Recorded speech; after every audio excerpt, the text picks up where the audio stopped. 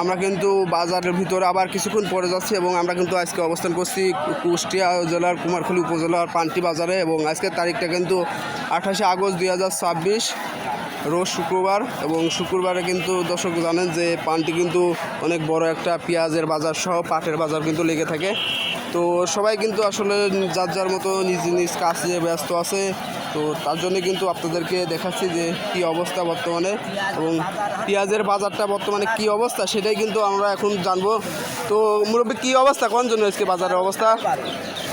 11, 12:30, 12, 11:30 এই বাজার চলতেছে। তো দর্শক শুনলেন যে অবস্থা কিন্তু খুবই খারাপ এবং আমরা কিন্তু ব্যাপারীর কাছে আসলে শুনবো। এবার সাহেব কী অবস্থা কোন তো বাজারের অবস্থা তো ভালো না ভাইকে, ব্যবসার অবস্থা ভালো না। এই পেঁয়াজটা বিক্রির দাম আছে 1220 টাকা, 1230, 1250, 1100। হ্যাঁ, আসলে এবার নাকি ব্যবসায়ীদের অনেক ক্ষতি হচ্ছে, এটা কি শিওর?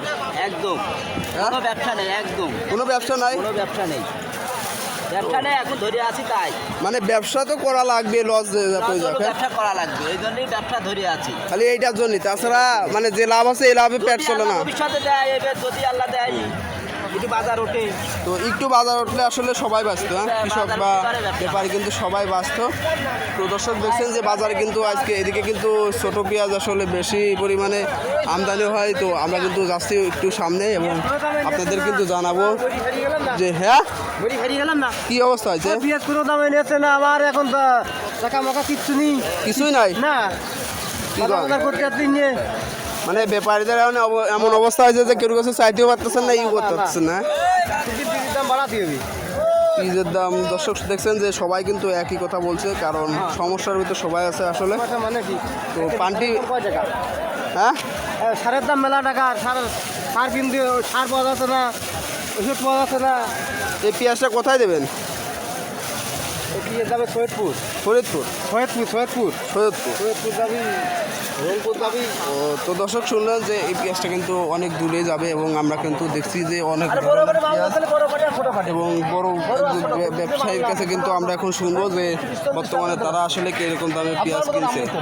আমি কি যাই নাকি? তো ব্যাপারী সাহেব কী অবস্থা আজকে? অবস্থা কই ওই যাচ্ছে 11-12। মানে খারাপ অবস্থা, হ্যাঁ অবস্থা খারাপ। আপনার দেশের বাসাটা অবস্থা ভালো না। আপনার বাসাটা যদি বলতেন যে কোন বাসা ধান লাগো, কারণ থাকে না, ঘুমাতে পারে না, মানুষ তো অসুস্থ হয়ে গেছে। মানে হ্যাঁ, একদম দেশের বারে হ্যাঁ এই যে অযোগ্য সরকার, বুঝতে পারছো, এই সরকার থেকে বাল ফেলানো যাবে না, যেহেতু মানুষ ঠিক করে কারণ পাচ্ছে না। আমার আসলে সরকারের নিয়ে যে কেউ কিছু যে বললে যে পুলিশই ধরে নিয়ে যাচ্ছে, এটা কি আপনি জানেন? ধরে নিয়ে নিলি সত্যি কথা বলবো, অসুবিধা কি? হ্যাঁ এটা ঠিক, আপনারা তো বিদ্যুৎ পাচ্ছে না, বিদ্যুৎ পাচ্ছে না, কি অবস্থা দেশে? এভাবে তো দেশ চলে না, এভাবে আসলে চলে না। না এভাবে দেশ চলতে পারে না। ঠিক আছে, তাদের সচেতন হতে হবে। হ্যাঁ, তারপরে আসলে পেঁয়াজে যে এইগুলাই কি আপনার নাকি গৃহস্থ লস, হ্যাঁ পেঁয়াজের গৃহস্থ লস হচ্ছে, লস হচ্ছে? কৃষকের লস, সারের দাম বেশি, পেঁয়াজের দাম কম, কৃষকের লস। আর আসলে সার পাওয়া যাচ্ছে মানে না। ব্যাপারীদের অবস্থা কেমন? ব্যাপারের অবস্থা ভালো না, সব তবিল হারা বসে আছে। হ্যাঁ, ব্যাপারের অবস্থা ভালো না, মানে চলার মতো অবস্থা না। যেহেতু তবিল হারা ভালো আছে। হ্যাঁ, বাজারে আজ একরকম কাজ একরকম, এর কোনো ইয়ে নেই। মানে দিন একদিন কমছে, মানে 2 দিন কমছে, একদিন একটু ওটা হচ্ছে। এই যে তবিল হারা আছে ব্যাপারে, অনেক ব্যাপারেই ঘরে ডিউটি বড় ঘরে অলরেডি ডিউটি করছে, একদিন হ্যাঁ অলরেডি ডিউটি বড় কি করবে কি? আসলে অবস্থা খুবই খারাপ। খুবই খারাপ, এভাবে তো দেশ চলতে পারে না।